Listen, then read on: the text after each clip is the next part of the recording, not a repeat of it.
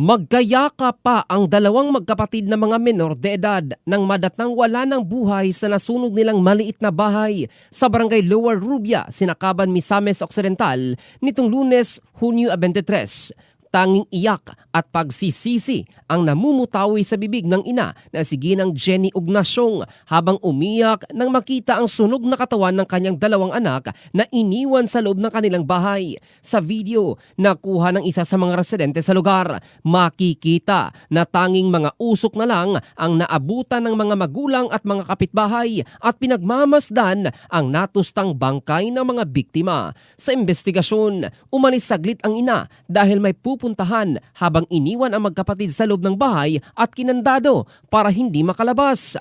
Sinubukan pa umano ng mga kapitbahay na sagipin ang mga paslit, ngunit dahil sa bilis ng pangyayari at nakasarado ang bahay, hindi na nagawang iligtas ang mga ito. Posible umanong may naiwang apoy sa kusina na siyang dahilan ng pagsiklab ng sunog na ilang minuto lang ang itinagal bago tuluyang naabo, lalo pat gawa sa light materials ang bahay. Nananawagan naman ng tulong ang pamilya para sa dalawang biktima.